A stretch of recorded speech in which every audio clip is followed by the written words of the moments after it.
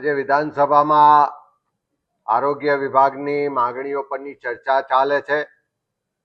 અને બીજી તરફ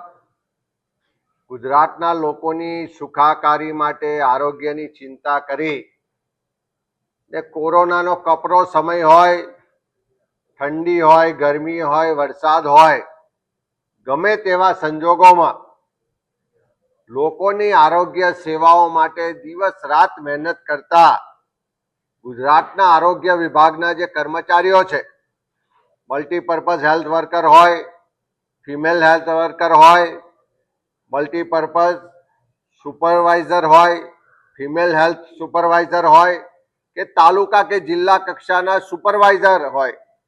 આરોગ્ય વિભાગ અને પંચાયત વિભાગના જે પણ કર્મચારીઓ છે જેમણે કોરોનાના કપરા સમયમાં પણ પોતાના કે પરિવારના જીવની ચિંતા કર્યા વગર આ ગુજરાતના લોકોને કોરોનામાંથી બચાવવા માટે ખૂબ મહેનત ને સંઘર્ષ કર્યો છે. લાંબા સમયથી આ કર્મચારીઓ પોતાની નાણાકીય માંગણીઓ, વહીવટી માંગણીઓને લઈ ને સરકારને સતત રજૂઆત કરતા આવ્યા છે. સરકારે પણ અનેક વખત વાટાઘાટો કરી, એમને ઠાલા આશ્વાસનો આપ્યા, એના માટેની કમિટી બનાવી, પરંતુ આજ દિન સુધી એક કમિટીએ જે ભલામણ કરી એ ભલામણોનો અમલ પણ સરકાર કરવા માંગતી નથી. એટલા જ કારણે આખા ગુજરાતમાંથી આરોગ્ય કર્મચારીઓ પોતાની નાણાકીય અને વહીવટી માંગણીઓને લઈ ને છેલ્લા 9 દિવસથી ગાંધીનગરમાં ધામા નાખીને આંદોલન કરી રહ્યા છે, ધરણા કરી રહ્યા છે. આજે 9મો દિવસ છે પણ સરકારના પેટનું પાણી હાલતું નથી. એમની જે વ્યાજબી માંગણીઓ છે કે એમને ટેકનિકલ ગ્રેડ પે મળવો જોઈએ, જે ખાતાકીય પરીક્ષાઓ થાય છે એમાં આરોગ્ય વિષય સિવાયના પ્રશ્નોત્તરી થાય એવી ખાતાકીય પરીક્ષાઓ રદ થવી જોઈએ, નાબૂદ થવી જોઈએ. અને અન્ય નાણાકીય અને વહીવટી માંગણીને લઈ આંદોલનનો 9મો દિવસ થયો હોવા છતાં સરકાર એની સાથે વાટાઘાટો કરવા પણ તૈયાર નથી. ઉલટું અંગ્રેજોની નીતિ મુજબ દરેકને દેશના બંધારણે અભિવ્યક્તિની આઝાદી આપી છે,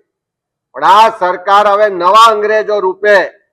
લોકોને વિરોધ કરવાનો નહીં, અભિવ્યક્તિ રજૂ નહીં કરવાની અને એ રીતે એમની પર કાયદા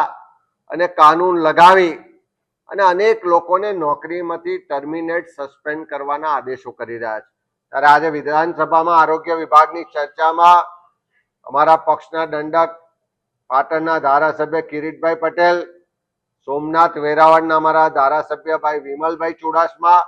બંને ચર્ચામાં ભાગ લેતા આ આરોગ્ય કર્મચારીઓની જે વ્યાજબી માંગણીઓ છે એના માટે સરકાર તાત્કાલિક એમને વાટાઘાટો માટે બોલાવે અને એમની માંગણીઓનો સ્વીકાર કરે અને આ હડતાલને સમાપ્ત કરે એ માટેની માંગણી પણ કરી છે. અને વિધાનસભા કોંગ્રેસ પક્ષ તરીકે પણ આખા ગુજરાતના લોકોના આરોગ્યની ચિંતા કરવા વાળા, એના માટે કામ કરવા વાળા હજારો જે આરોગ્ય વિભાગ ને પંચાયત વિભાગના કર્મચારીઓ આંદોલન કરી રહ્યા છે એની માંગણીઓને સમર્થન કરીએ છીએ. સરકારને પણ ફરીથી વિનંતી કરીએ છીએ કે તાત્કાલિક આ લોકોને ચર્ચા કરવા માટે બોલાવો, એમની તમામ માંગણીઓ જે કમિટીએ ભલામણ કરી છે મુજબ એનો સુખદ ઉકેલ આવે અને ગુજરાત આખામાં એ ગ્રામ્ય વિસ્તાર હોય, તાલુકા મથક હોય કે જિલ્લા મથક હોય, બધી જ જગ્યાએ જે આરોગ્ય સેવાઓ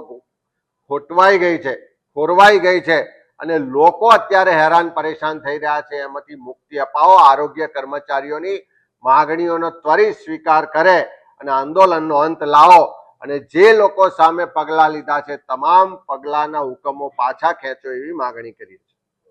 આરોગ્ય કર્મચારીઓ પોતાની વ્યાજબી માંગણી માટે, ખાસ કરીને ગ્રેડ પેની માંગણી માટે સરકાર સમક્ષ વ્યાપક પ્રમાણમાં લેખિત, મૌખિક અને આંદોલન સ્વરૂપે પોતે રજૂઆત કરી ચૂક્યા છે, પણ સરકાર એમની વાતો સાંભળીને દેખાવ પૂરતું સમાધાન કરે અને પછી પોતાના જ સમાધાનમાંથી એ સરકાર પીછેહટ કરે. ભાજપા સરકારની નીતિ કર્મચારી વિરોધી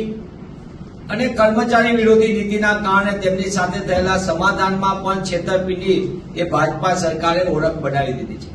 આ સંજોગોમાં કર્મચારીઓની લાંબા સમયની રોકાયેલી માંગણીઓ સામે ગાંધી ચિંતા માર્ગે તેઓ ગાંધીનગરમાં આંદોલન કરી રહ્યા છે પોતાની વ્યાજબી માંગ માટે, અને કોંગ્રેસ પક્ષ સમક્ષ પણ એમનું પ્રતિનિધિ મંડળ અમને મળ્યું.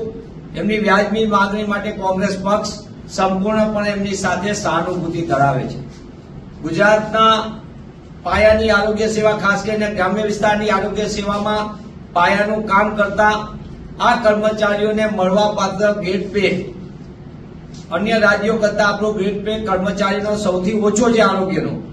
ત્યારે એમને આરોગ્ય કર્મચારીઓને એમનો ગ્રેડ પે ની માંગણી સરકાર તાત્કાલિક સ્વીકારે. એમને આપવાના થતા ભથ્થા અને અન્ય લાભો જે લાંબા સમયથી ભાજપ સરકાર અટકાવી રાખ્યા છે તે તાત્કાલિકપણે આપવામાં આવે, અને આરોગ્ય સેવા જે અત્યારે અટકી પડી છે એ પુનઃ ચાલુ થાય, અને ગ્રામ્ય વિસ્તારમાં અમે સરકારના નીતિના કારણે ગ્રામ્ય વિસ્તારની આરોગ્ય સેવા પીએચસી સીએચસી ખાડે ગઈ છે. એવા સંજોગોમાં કર્મચારીઓ જ્યારે પોતાના હક અધિકાર માટે આંદોલન કરતા હોય ત્યારે સરકાર એમની સાથે સંવાદ કરવાને બદલે દંડ અને દંડા ઉગામે જે વ્યાજબી નથી. સાથોસાથ ગુજરાતમાં લાંબા સમયથી, એટલે કે 15 વર્ષ કરતા વધુ સમયથી શારીરિક શિક્ષણના શિક્ષકો, અધ્યાપકોની ભરતી કરવામાં આવતી નથી. કોંગ્રેસ પક્ષ રાજ્યમાં ભાજપા સરકારની ખેલ વિરોધી નીતિ, યુવા વિરોધી નીતિની કડક આલોચના કરે છે, અને ગુજરાતના યુવાનોને ભલે વાતો કરે ખેલ મહાકુંભની, વાતો કરે રમશે ગુજરાત, જીતશે ગુજરાત, પણ શિક્ષકોને અધ્યાપકો મેદાન વગર કઈ રીતે ગુજરાતનો વિદ્યાર્થી ને યુવાન રમત રમશે? ત્યારે સરકાર ગુજરાતના યુવાનોની જિંદગી સાથે રમત કરવાનું બંધ કરે અને જે વ્યાયામ શિક્ષકો છે તેમને તાત્કાલિકપણે ન્યાય આપે.